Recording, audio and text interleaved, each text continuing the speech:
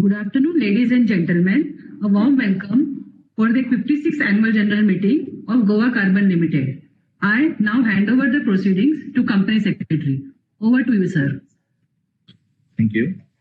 Good afternoon, everyone. A warm welcome to all the shareholders at this 56th Annual General Meeting of your company. I am Praveen Satadekar, Company Secretary and Compliance Officer of your company. I extend my warm welcome to all the directors and other members of the panel. As permitted by the Ministry of Company Affairs and SEBI, your company has arranged for the shareholders to join the AGM through video conferencing or other audio-visual means. So thank you for joining us virtually today. Request our Chairman Shri Srinivas Dempo and this Annual General Meeting to assume the chair and commence the AGM proceedings. Chairman, sir.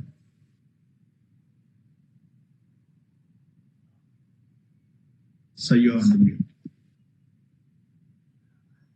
Thank you, Praveen.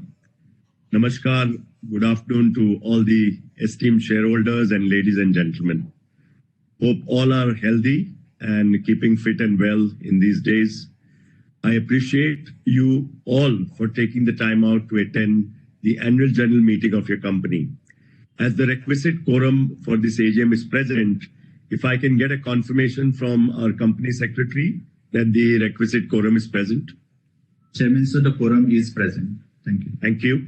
So I call the meeting to order. Before taking the other items on the agenda, I would like to take this opportunity to introduce the board of directors of your company. I'll start with Ms. Kiran Digra, Independent Director and Chairperson of the Nomination and Remuneration Committee and member of Audit and Stakeholder Relationship Committee, a retired IAS officer with over 4 decades of distinguished civil service experience. She is attending this AGM from her residence in Goa. Next is Mr. Rajesh Dempo, Non-Executive, Non-Independent Director and Chairman of the Stakeholders Relationship Committee, a third-generation entrepreneur from an industrial family, having diversified businesses in the field of real estate, hospitality, healthcare, media, and childcare. He is attending this meeting from the registered office of the company, which is Dempo House, Panji, Goa. Next is Mr. Nagesh Pinge, Independent Director and Chairman of the Audit Committee, a chartered accountant and a law graduate. He's also completed the executive education program at the Ross School of Business of the University of Michigan, United States. He's attending today's AGM from his office in Vile Parle, Mumbai. Now it's my privilege to introduce Mr. Subodh Natkani, Independent Director and member of the NRC and Audit Committee of the Board, a chartered accountant and a company secretary. He is also an alumnus of the Harvard Business School, having more than 40 years of industrial experience in various leadership positions in India and at the international level. He's attending today's AGM from his home office in Mumbai. Now I'd like to introduce Mr. Jagmohan Chabra, a non-executive, non-independent director and member of the Audit Committee of the Board, a mechanical engineer with master's degree in management. He is attending this meeting from Dempo House, Panji, Goa. It's now my pleasure to introduce Mr. Subrakant Panda, Independent Director and member of the Corporate Social Responsibility Committee of the Board. Graduated with honors from the Questrom School of Business, Boston University. He is currently the Managing Director of Indian Metals and Ferroalloys Limited. He was till recently the President of Federation of Indian Chambers of Commerce and Industry. He is attending today's meeting from his office in New Delhi. Now it's my pleasure to introduce you to your Executive Director, Mr. Anupam Mishra, who is also a member of the Corporate Social Responsibility and Stakeholders Relationship Committee of the Board. He is an alumnus of BITS Pilani and SP Jain, Mumbai. He is also attending this meeting from the registered office that is Dempo House, Panji, Goa. In addition, I would also like to mention that all directors of your company are present at the meeting through video conferencing. In addition to that, Mr. Vikrant Garg, our CFO, Mr. Kalpesh Khandelwal, partner BSR and Company LLP, the statutory auditors, Mr. Hiren Upadhyay, internal auditor, BDO India, and Mr. Shivram Bhatt, secretarial auditor of the company, who has been appointed by the board as the scrutinizers of this meeting, are also attending the meeting. The other senior members of the management team are participating in the meeting through the VC link. I now request the company secretary to take us through the regulatory matters and the general instructions pertaining to this AGM. Thank you. Thank you, sir. Once again, good afternoon to all the shareholders. Welcome all to the 56th Annual General Meeting of Goa Carbon Limited. Members may note that this AGM is being held through video conferencing and pursuant to the applicable general circulars of MCA and SEBI, physical attendance of members has been dispensed with. Accordingly, the facility for appointment of proxy is not available at the meeting. The Register of Directors and KMP and their shareholding and the Register of Contracts and Arrangement in which directors are interested, along with the other relevant documents, are available at the meeting. These will remain accessible to the members for inspection electronically if they so desire. The notice of the 56th AGM, along with the copies of the audited financial statement for the financial year ended 31st March 2024, together with the director's report and auditor's report, have been emailed within the statutory time limit to all the shareholders of the company whose email addresses are registered with the company or Link Intime India Limited, Private Limited, or their depository participants. With the deemed permission of the members, we shall take the notice of the 56th AGM and the board's report, which are circulated to all the shareholders, as read. The statutory report and the secretarial audit report of the company for the financial year ended 31st March 2024 do not contain any qualifications, reservations, or any adverse remark. Accordingly, the report are not required to be read out as provided in the Companies Act 2013 and with your deemed permission will be taken as read. As per the Companies Act 2013 and SEBI LODR regulations, the company has provided the facility of remote e-voting to the shareholders of the company to enable them to cast their votes electronically. As per the timelines mentioned in the 56th AGM notice, remote e-voting was provided 3 days, which concluded at 5 p.m. IST yesterday. Further, in compliance with the rules on e-voting framed under the Companies Act 2013 and applicable general circulars of Ministry of Corporate Affairs, the e-voting at this AGM of the company will also be conducted through the same e-voting platform provided by Link Intime India Private Limited, which was used during the remote e-voting process. The members attending this meeting who have not cast their vote during the remote e-voting process and otherwise are not barred from doing so shall be eligible to vote through electronic e-voting system at this AGM. Once the chairman orders the commencement of electronic voting, the e-voting module will be activated by the scrutinizer or the moderator to enable such members to cast their votes, and the e-voting process will be available till the expiry of 15 minutes after this AGM is over. Members may please note that there will be no voting by show of hands. The results of e-voting along with the scrutinizer's report shall be communicated to BSE Limited and National Stock Exchange of India Limited, where your company's shares are listed, and will also be placed on the company's website and on the website of Link Intime India Private Limited within 48 hours of the conclusion of this meeting. Mr. Shivram Bhatt, Practicing Company Secretary, has been appointed as the scrutinizer to scrutinize the e-voting process in a fair and transparent manner. I will now take you through the flow of this AGM proceedings. The chairman will first address the members. The members who have registered as speaker will speak as the names will be announced by the moderator. Thereafter, the chairman shall proceed with the resolutions listed in the notice of this 56th AGM. The chairman will then announce for voting to be taken electronically and conclude the meeting thereafter. May I now request our chairman, Sri Srinivas Dempo, to address the members. Chairman, sir. Thank you, Praveen.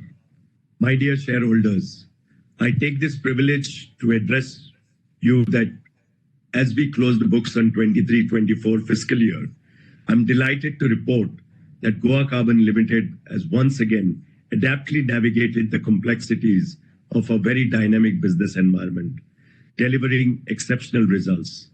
Despite challenging economic conditions, Your company has not only weathered the storm, but also achieved yet another record-breaking financial performance. For over 5 decades, Goa Carbon has maintained a steadfast presence in the manufacturing sector, guided by a deep commitment to accountability and responsibility.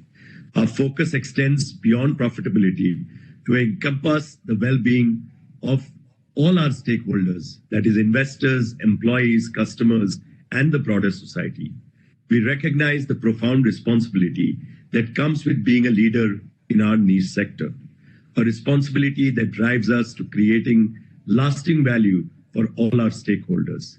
This ethos is reflected in our partnerships, business strategies, and initiatives, all aimed at building a sustainable future for everyone involved. Let me briefly touch on the Indian and global economy. As global challenges such as climate change and social inequality intensify, we are doubling down on developing models for sustainable and responsible growth. Our efforts include exploring comprehensive total carbon solution strategies and pioneering cutting-edge innovations to meet our customers' evolving needs. The recent past has been fraught with significant challenges, including events like geopolitical turbulence, military conflicts, rising inequality, environment concerns, and supply chain disruptions. Despite all this volatility, Goa Carbon has shown remarkable resilience and adaptability. In the context of the Indian economy, we see substantial growth prospects driven by government policies aimed at self-reliance and industrial development. India's push for infrastructure development and urbanization offers immense opportunities for our company products. Initiatives like Make in India and the focus on reducing carbon emissions align with our sustainability goals and strategic objectives. Our operating environment is shaped by geopolitical uncertainties and shifting stakeholder expectations. In response, we are leveraging our manufacturing strengths to deliver innovative, sustainable products and solutions that meet the demands of the future. By staying agile and forward-thinking, we aim to transform these challenges into opportunities for growth and development. Let me briefly touch on our view of the growing aluminum industry in India. The aluminum industry, the largest consumer of calcined petroleum coke, we believe is crucial to India's push for self-reliance. As sustainability and carbon emission reduction become central to industrial progress, aluminum is emerging as a key material due to its environment-friendly properties, even surpassing steel. India's economy is on a robust growth trajectory, being the fastest growing economy in the world, with rising consumption level. The country's per capita aluminum consumption, which currently is 3.1 kilogram compared to the global average of 12.2 kilogram and a whopping 34.9 kilogram in China. The disparity presents, I believe, significant growth opportunities in our country. By 2033, aluminum demand is projected to double from the current 4 to 4.5 million tons to almost surpassing 9 million tons, driven by increased demand from OEM manufacturers, the electric mobility sector, and other emerging industries. This surge in demand will create new opportunities across diverse sectors, including automotive, infrastructure, pharmaceuticals, and renewables. With India's urban population expected to exceed 600 million by 2036, infrastructure development and consumer spending are set to rise. As a leading supplier of calcined petroleum coke to the aluminum industry, Goa Carbon is well positioned to capitalize on these growth opportunities. Fiscal 2024 has been a year of significant progress for your company. We strategically developed and executed operational plans to meet our specific customer requirements, resulting in satisfactory top-line performance and a record strong bottom-line performance. Our concerted efforts to enhance efficiencies, build strong customer relationships, maintain consistent quality, and uphold our commitment to excellence have paid off. In a year marked by geopolitical stress and macroeconomic volatility, Goa Carbon's robust performance stands out. We strengthen our financial foundation, underscoring our operational efficiency and fiscal health. Despite a decline in sales revenue from 1,364.36 crores in the previous year to 1,057.31 crores, the company delivered a strong fiscal performance. Profit before tax increased from 108.23 crores to 115.71 crores, and profit after tax rose from 80.75 crores to 85.50 crores. This performance was driven by a combination of lower input costs and various cost optimization initiatives. In recognition of our historic performance, the Board of Directors has recommended an all-time high dividend of 200%, inclusive of 100% interim dividend already declared. Goa Carbon is committed to driving growth by fostering closer relationships with our customers while enhancing operational efficiency and sustainability. Our team has done a great job in meeting growth demands with reliable and efficient operations, ensuring strong margins and profitability. At the heart of our corporate strategy is a steadfast commitment to maximizing shareholder returns. This is evident in the remarkable rise in our market capitalization to 674 crores as on 31st March 2024 from 61 crores on 31st March 2005, reflecting a significant growth over the past 19 years. We deeply value the trust and support of our stakeholders and our shareholders who have invested their capital and faith in our growth narrative. In today's dynamic landscape, characterized by fluctuating market conditions, changing regulations, supply chain disruptions, and technological advancement, your company has adopted a proactive approach to safeguarding our operations while identifying and capitalizing on emerging risks and opportunities which lie ahead. One of the key challenges we face is the evolving regulatory landscape. Recent changes in regulations from the Ministry of Environment, Forest and Climate Change, the Commission for Air Quality Management guidelines have significant importance for our operations. We are committed to mitigating regulatory and business risks, ensuring full compliance with all applicable regulations to your industry. Briefly touching on the financial performance of Q1 of 24-25, on 6th August, your company announced its Q1 results, reflecting a subdued performance. Revenue for the quarter stood at 128 crores compared to 382 crores in Q1 of fiscal 23-24. Profit before tax for the quarter was 4 crores compared to 17 crores in the same period last year.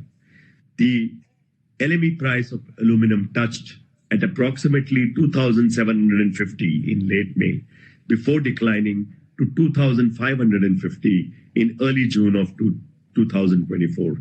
It has now stabilized around 2,290. While there is pressure on selling prices, it remains crucial to monitor how market conditions evolve in the next few quarters. Our commitment to sustainability is unwavering. We continue to focus on reducing our carbon footprint, optimizing energy consumption, and adopting environmental friendly practices. We have made significant strides in waste reduction, resource efficiency, and the sustainable operation of our facilities. I am pleased to state here that our executive leadership and management team is actively exploring best-in-class operational practices to further enhance productivity and optimize cost. In a bid to stay ahead of the curve, Goa Carbon has recently rolled out G-Carb Plus, a groundbreaking product set to revolutionize the recarburizer and carbon additive sectors. This launch is a feather in the cap of our management, underscoring our commitment to quality, sustainability, and industry leadership. G-Carb Plus promises top-notch performance derived from premium global raw materials, ensuring low sulfur content to reduce emissions and support environmental sustenance. Our environmental, social, and governance initiatives are integral to our efforts to preserve the environment and uplift our local communities. As part of our afforestation efforts, we have planted thousands of trees at all our site locations, achieving over 40% cumulative green cover across 47 acres of our land. Goa Carbon Limited has partnered with the prestigious BITS Pilani Goa campus to advance its ESG efforts. The collaboration began with the study validating that GCL's emissions are within environmental norms and has grown into a long-term agreement focusing on optimizing plant operations through computational fluid dynamics models, ensuring efficiency and sustainability. We are committed to enhancing safety systems across all our plants by improving training effectiveness and conducting comprehensive safety audits. Our dedication to social change encompasses health and safety, human rights, and community development. By maintaining continuous dialogue with stakeholders, we ensure our strategy aligns with their concerns and expectations, as well as our sustainability vision and regulatory requirements. These insights are regularly reported to the management, the CSR committee, and the board as a whole to ensure alignment with our broader ESG objectives and goals. A few words about corporate social responsibility.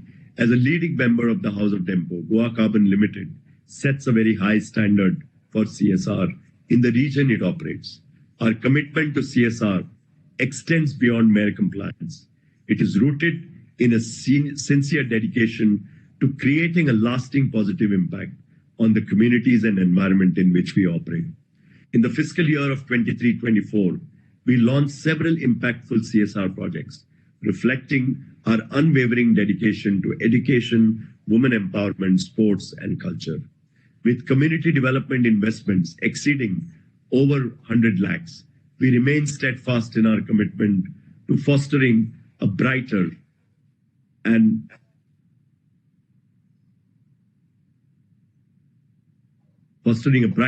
more sustainable future for the society in which we operate.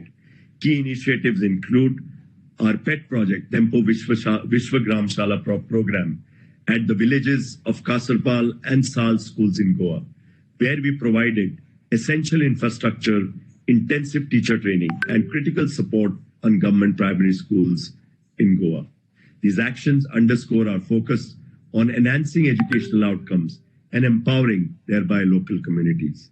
In addition, we partnered with esteemed implementing agencies such as the Bansidhar and Ila Panda Foundation, GPR Strategies and Solutions Private Limited, and Study Easy Foundation to drive projects in Goa, Paradeep, and Bilaspur, where your plants are located.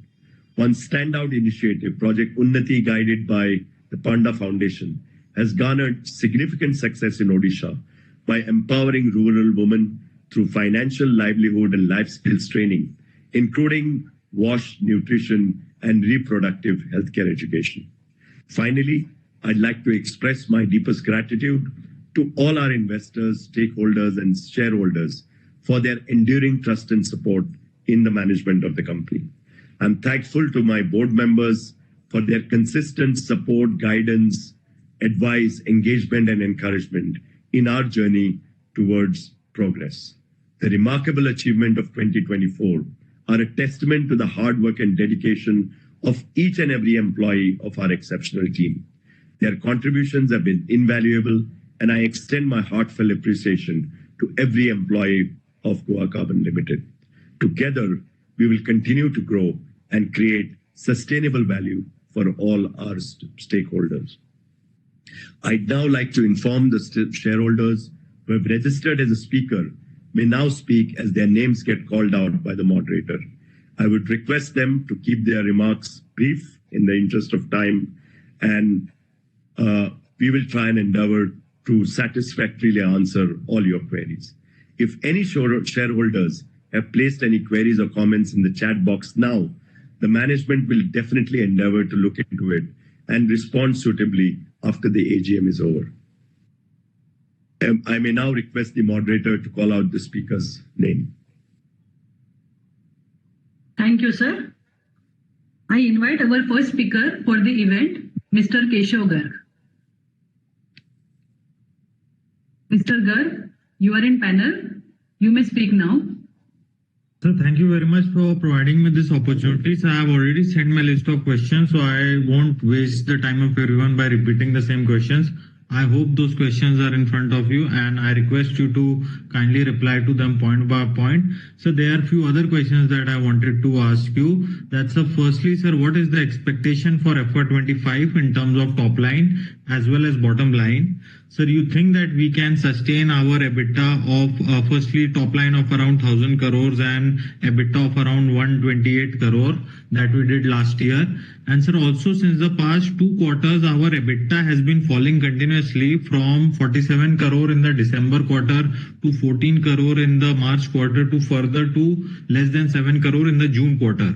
Now, sir, what is the reason for the same? And sir, what should be the expectation for the rest of the quarters? Now, sir, also if you look at our sales volumes in FY18, 6 years back, we did 2,09,000 tons we sold, and last year it got reduced to 2,02,000 tons.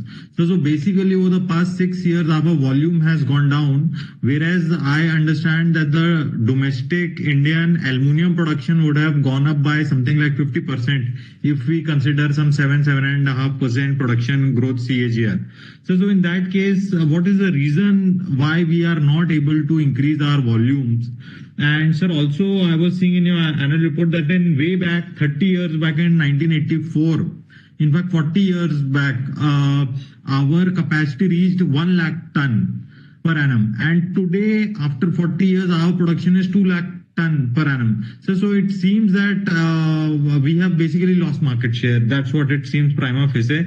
So please tell us that what are you doing to reverse this trend, and going forward in FY25, what volume do you expect, and when can we reach our peak sales utilization of around 3 lakh ton per annum? Now, sir, also you have mentioned in your annual report that the court has recently increased the import quota of GPC, which is a raw material.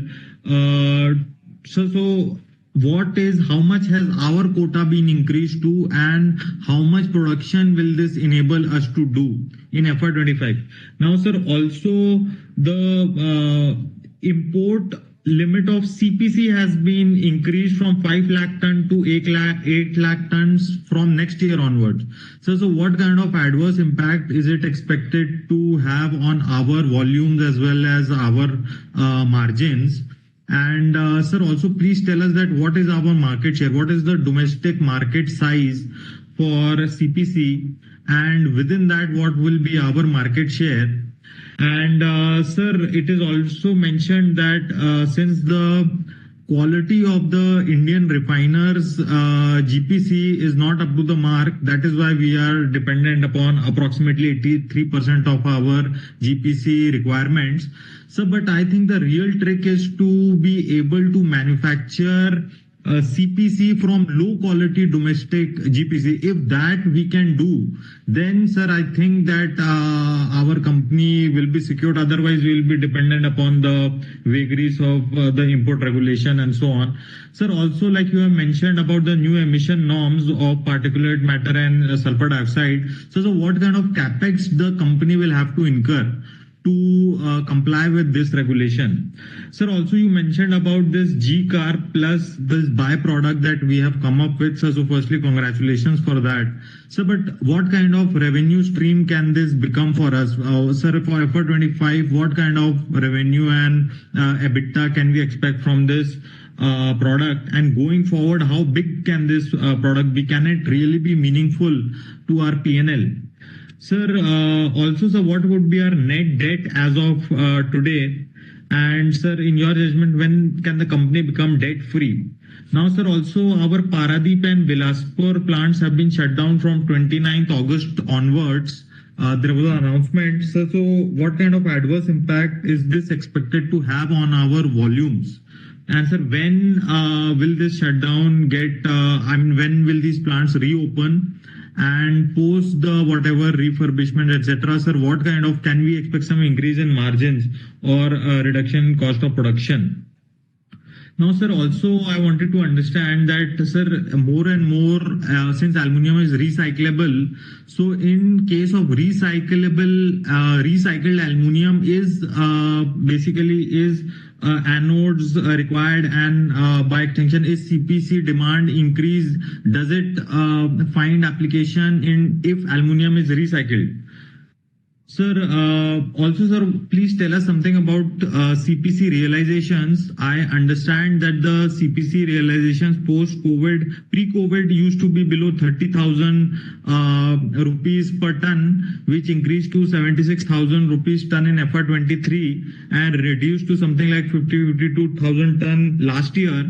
So what are the CPC realizations per ton as of today? Sir, and do you expect them again to reach pre-COVID levels of around 20 to 30,000 rupees ton? And if so, then sir, will our EBITDA also fall to what we used to do around 10-20 crore or something like that, which we used to do pre-COVID? Or sir, you think that now we can sustainably achieve over 100 crore EBITDA per annum? Sir, rest of the questions I've already sent to you, and I don't want to keep everybody waiting. Sir, so if you're kind enough to, sir, since shareholders get only one opportunity in a year, so I request your indulgence. And sir, in case any questions you are unable to answer, I request your management team to kindly mail the replies of the questions. Thank you very much, and best of luck to you and your team. Thank you, Mr. Garg. We will try to answer all the questions after all the speakers have spoken. So may I request the next speaker to speak? Thank you, sir. I invite our second speaker for the event, Mr. Abhishek J. Mr. Abhishek, you are in panel. Please unmute yourself and you may speak now. Yes, madam. Can you hear me? Am I audible? Yes. Being recorded.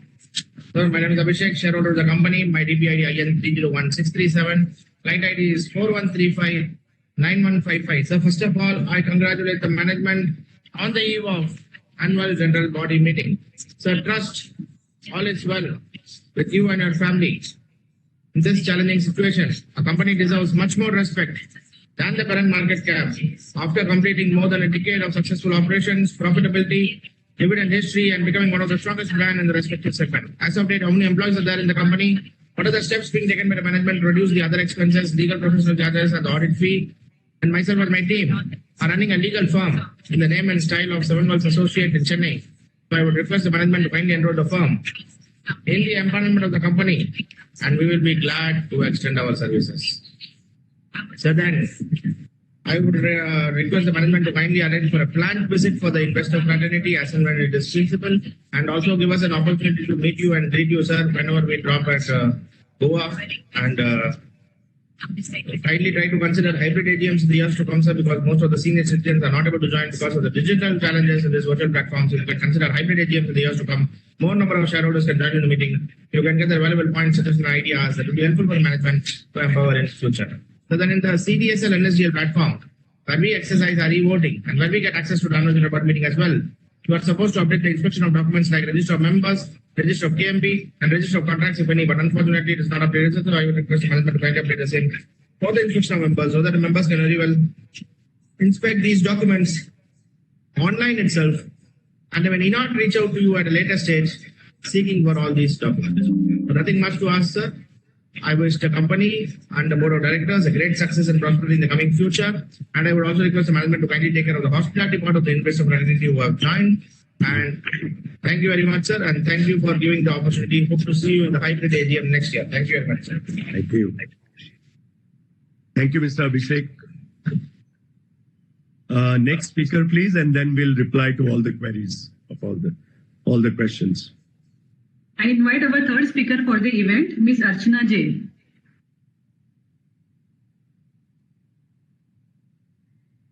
Hello? Ms. Archana, you are in panel. You may speak now.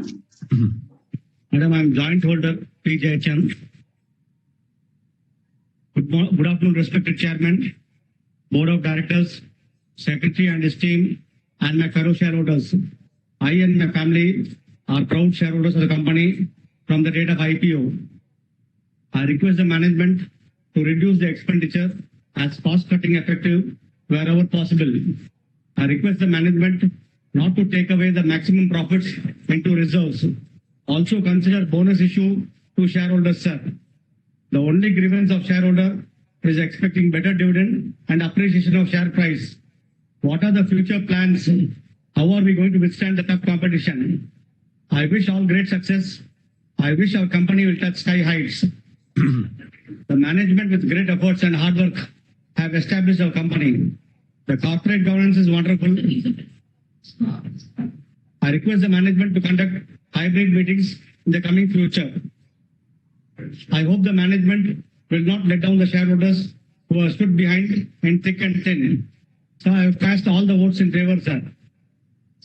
Also, please kindly consider the hospitality part of the shareholders, sir. I thank the management for giving me the opportunity, sir. Thank you very much, sir. Thank you. Thank you. Next speaker, Thank you, sir. please.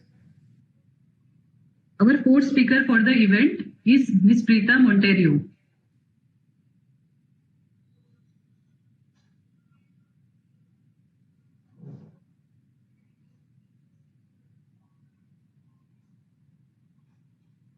Ms. Preeta, you are in panel.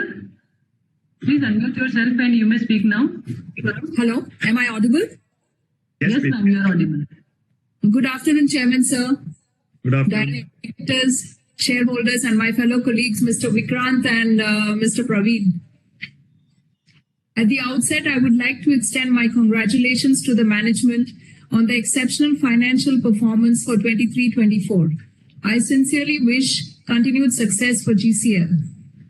I also want to take a moment to commend the team behind the annual report for 23-24. Having seen several annual reports over the years, the presentation of this year's annual report stands out, reflecting the considerable effort and thought that went into its creation. As a proud employee and a shareholder of GCL, I would like to seek your thoughts on the matter that is close to all of us, that is the culture at Dempos. Over the years, I have experienced the warmth and positivity within the organization, which has significantly contributed to workplace satisfaction as reflected in the very high employee retention here at Dempos. My question, sir, to you is, as a third generation leader of the group, how do you personally value the existing organizational culture? Do you believe it has changed or evolved over time? Would you personally also like to see any more changes? And if yes, what are the changes that you envision for the future? Thank you. Thank you. Thanks, Preeta. Any other speakers? Thank you, sir. With this, we have done with the speaker session. We can move to the next agenda. Over to you, sir. I would like to thank all these speakers and the shareholders who were kind enough to ask questions. We are very, very grateful for the interest that you've taken in the affairs of the company. Each one of you have asked very detailed questions, very good questions, which leads to management introspection. And I would like to divide this question into three categories. One is the overall strategy and the overall future of the company, which I will try and endeavor to answer. The operational part will be answered by your CEO, Mr. Anupam Mishra. And there are a lot of questions on the financial angle, which our CFO, Mr. Vikrant Garg, will answer. A lot of questions have been raised on the future. We are speaking about the future as aluminum industry and as suppliers to aluminum industry. We are very, very bullish. We are confident, and we expect the aluminum consumption to grow in the country. As a result of which, I think suppliers like us, there is an opportunity to look at capitalizing on these opportunities, to look at the customer requirement and move ahead. When I say customer requirement, the challenge is really on the sustainability and the environment front. There are increased demands from customers in terms of lower impurities in the material that we use. And though the suggestion came that we could use other material and try and reduce the cost, but the challenge really is to meet with every parameter that our key buyers, that is the aluminum smelters, demand. So as a result of which, we have to apply the best possible norms in trying to combine material from different parts of the world. We do use local material to the extent of maybe about 10 to 15%, but currently that is the kind of limitation that we have because of various parameters that we need to monitor. Coming to the performance of the immediate year, of the current year, it is very difficult to put a number right now. The quarter of June, that is the month gone, had shown subdued performance for two reasons. One is the kind of reduced tonnage that we delivered, but there are various reasons for it. As you know, the quota system is still in operation, and much of the material that was used by the aluminum smelters was imported. While they can import a certain amount of material, that is about 500,000 tons. So many of them exhausted their quota during that period, as a result of which suppliers like us could not supply as much material that we had produced. Having said this, we expect these, the deliveries to improve in this quarter. And we are already seeing that uptick in the month of September. And we expect volume-wise to do better compared to the last quarter.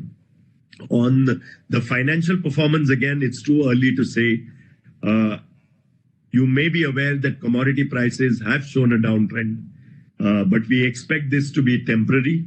There are various reasons for this, including geopolitical movement, how China is looking, and when Chinese production slows down, because China produces a large amount of CPC, that CPC enters the global market, and as a result of which the global prices reduce.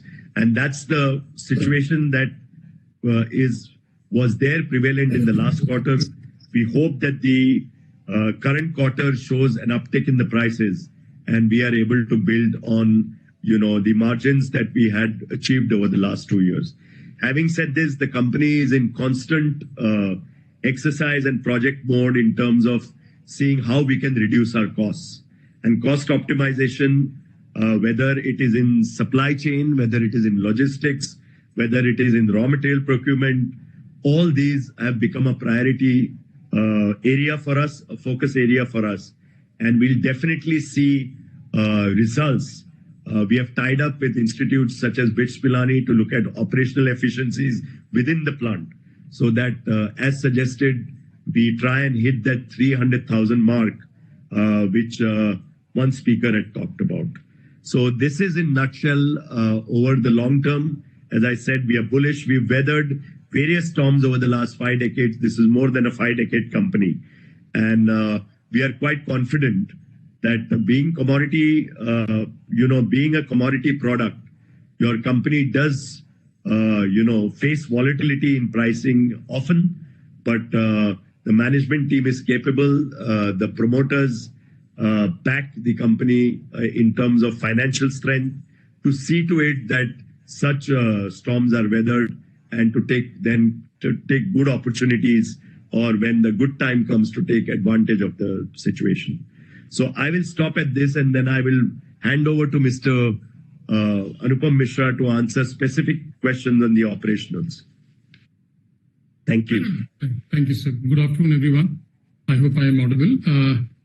I have noted down some questions which have been asked by Mr. Garg and Mr. Abhishek. Part of it has been already answered by Chairman. Outlook about this year, as he rightly mentioned, that our customers utilize their import quota in first quarter, so our sales were subdued. Going forward, hopefully it should improve. It's a volatile market, so it's very difficult to predict what will happen, but we are trying our level best. The idea is the broad strategy what we are adopting, that how do we enhance our engagement with our customers as well as suppliers and take our relationship to strategic level. I'm very happy to share with all of you that with one of our large leading aluminum producers, we completed 40 years of partnership. We have been supplying to them for about 40 years. Similarly, one of our suppliers, and I can name is Kuwait Petroleum Corporation, we completed 30 years of partnership. So the idea is how do we deepen That is how we launch the branded product. So that's the right time. We thought that the product, we can give the right product, consistent product, because others, either they are importing from different sources and month on month traders are changing the specifications. So customers have welcomed that we are offering a branded product and consistent quality. In the first quarter, for recap business, there has been a good growth. I think we have grown close to 300% in the recap segment. We are still building up the right organization structure. I mean, we have that advantage that we are a professionally managed company, having a structured organization. So we are utilizing our structured resources and organization to expand our footprint in the recap sector. So our idea is to provide total carbon solutions. We don't want to be seen as a supplier of CPC. Our idea is to understand their needs, their processes, foundry or secondary steel. How do we add value even in their own processes beyond supplying CPC? So our vision is that we become total carbon solution provider to the industry. Today, I think that spot is vacant, so we can take that spot. There was some question on operating capacity and utilization level. That depends on several factors, including external and internal factors, depending on the quota allocation, timely allocation, supply chain, demand situations, how our customers are importing. And we have our old plans. So idea is we do regular maintenance and have the available capacity at all times. So last year, we utilized about 90% of our available capacity. The idea is how do we remove the bottlenecks? Chairman did allude to that. We have engaged with some of the top institutions and subject matter experts, top consultants. How do we remove certain bottlenecks to enhance the available capacity going further? Yeah. Future 2-3 years. I think there is a question on the future margin. Difficult to predict, but as Chairman mentioned, the aluminum industry is growing. India is supposed to double the consumption from 4 to 8 million tons in next 10 years. Similarly, China is seeing a high growth, about 9% annum year on year. Global demand is supposed to grow at about 3% CAGR. So, and globally, we see some deficit probably by second half of next year from 25 onwards. So then when the supply will be in deficit, hopefully the prices of aluminium and accordingly CPC should improve. So we see a bright future. Very difficult to give specific numbers today. There was a question on number of employees and any attrition. So there is no retrenchment, no rationalization so far. We still hiring. We are still hiring on need basis. I mean, in terms of employees, we have less than 200 people who are the confirmed employees. There was a question on cost-cutting initiatives. We are trying to benchmark all our aspects of business versus our leaders, both in India and globally, be it sourcing of raw material, operational parameters, operational efficiency. I mean, these are the large costs, especially the raw material costs. They make bulk of our costs. So, continuously from last year, I think that was one of the reasons which I answered that we made better profits last year because our procurements were very efficient and we have taken our relationship with some of the buyers also at the strategic level. And the plan is to continue that kind of engagement. Wherever we can improve productivity, we have engaged institutions like BITS, both on the sustainability initiatives and for improving productivity, and some other independent consultants in our different plants that how do we remove the bottleneck and increase the productivity. Whenever we are taking shutdown, part of that strategy is being rolled out and we are doing necessary modifications to achieve that objective. I hope I have covered everything. If I missed out, Praveen, anything, maybe I can cover that. Otherwise, I think everything is covered.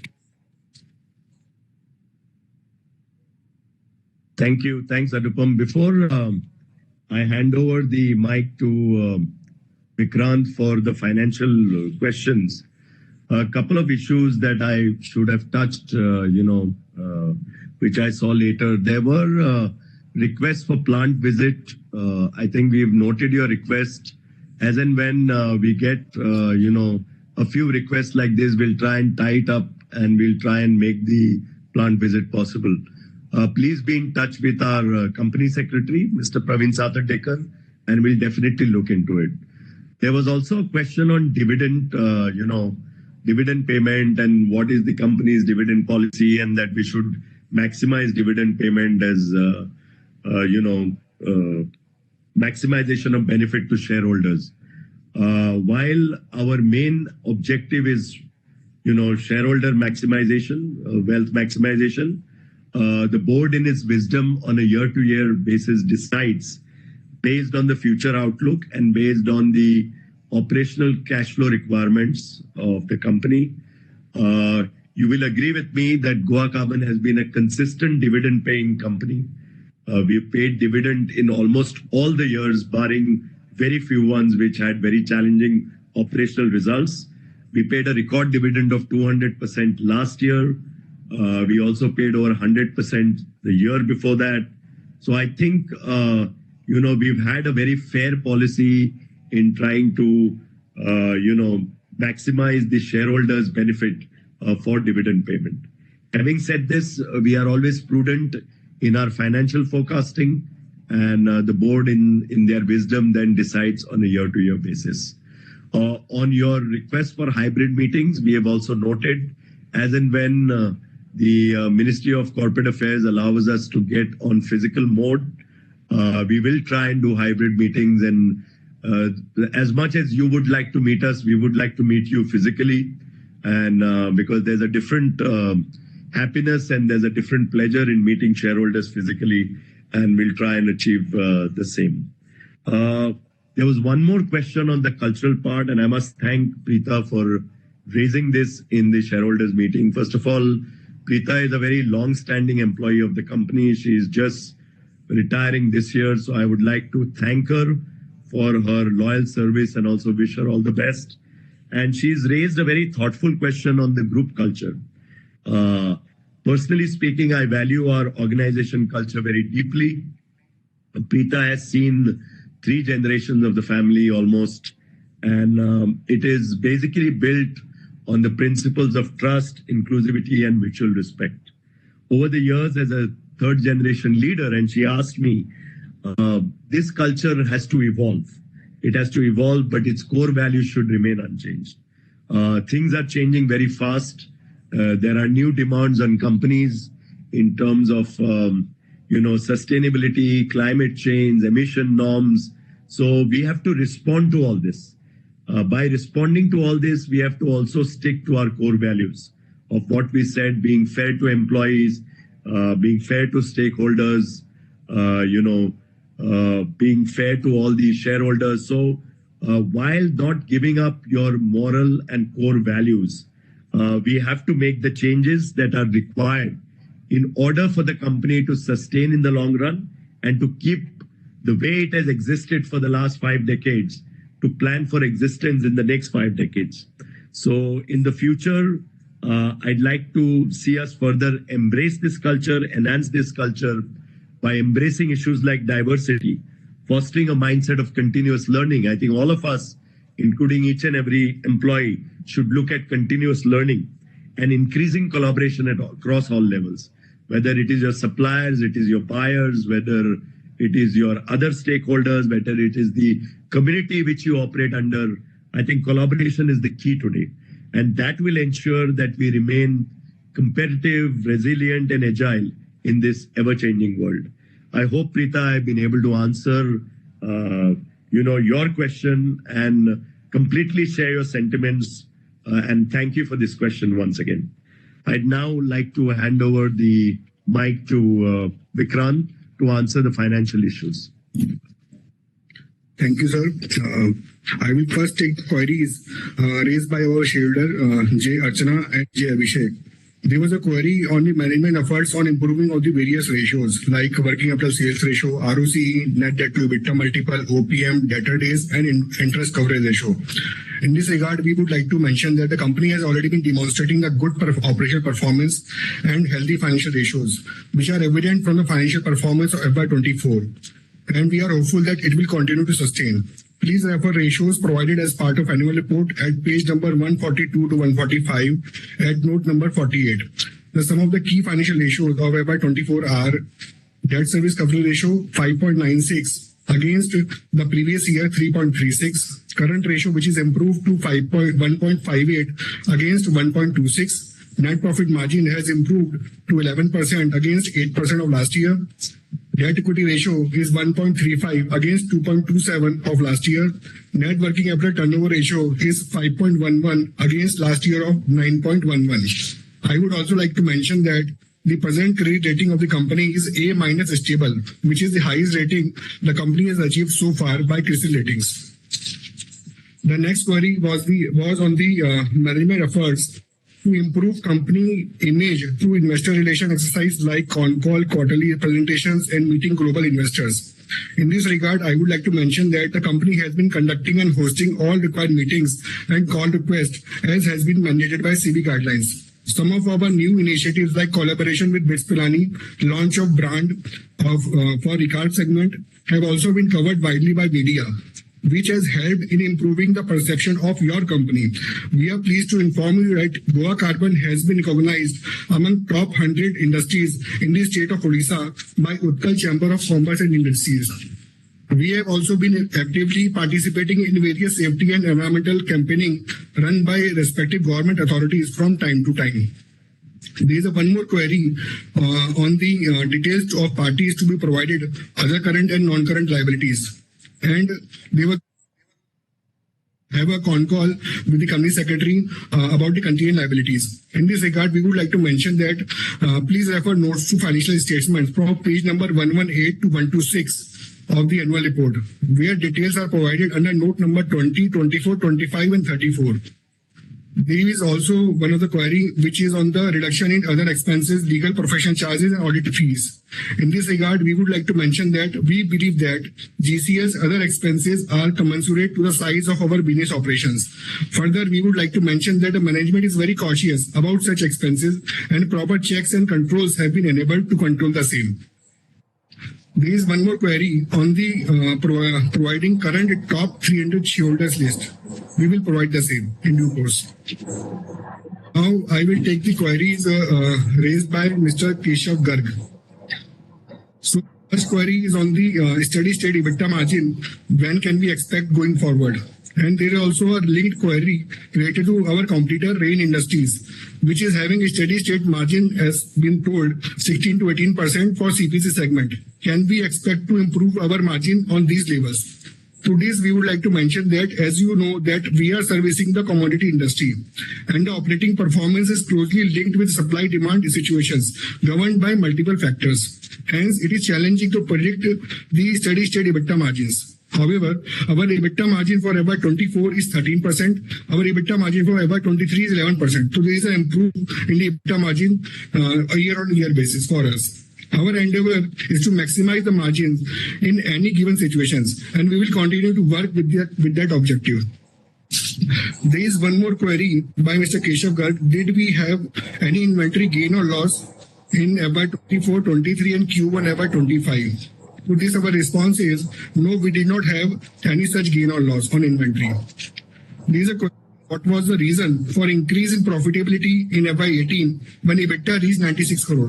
And there is a linked query. Why did margin decline post that for next 3 years? There is also one more linked query. What was the reason for revenue and margin improvement post FY22?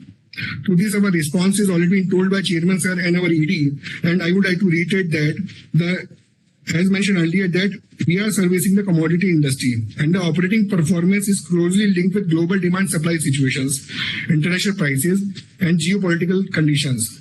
Hence, margins are volatile in such type of industries.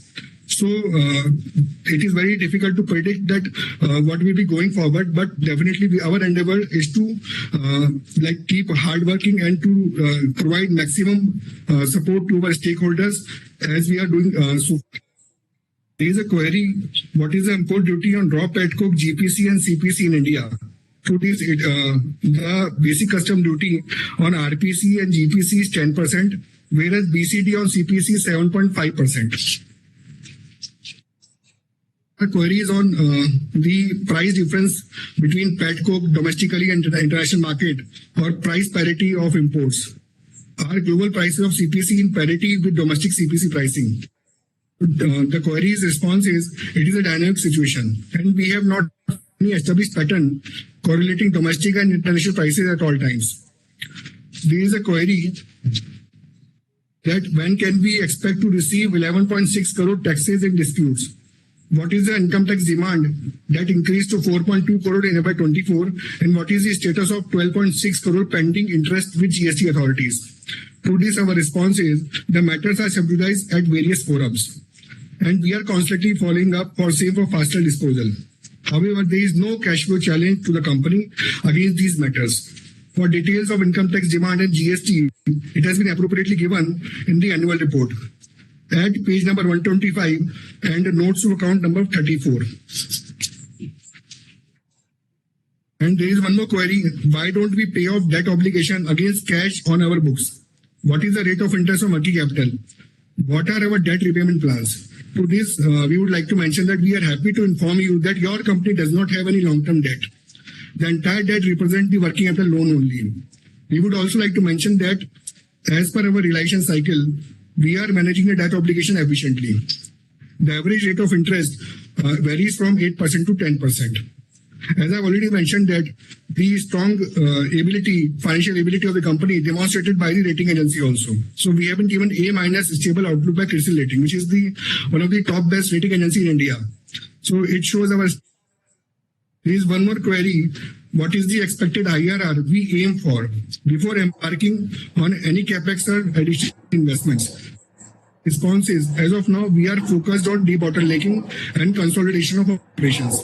This issue is not relevant in today's parlance. So this IRR we are not aiming for right now because we are doing debottlenecking and consolidation of operations.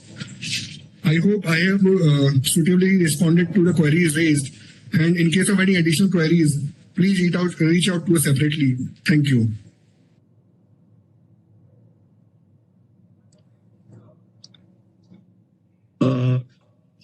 I think that gets us to the end of the question answers. So I'd like to move on to the agenda items at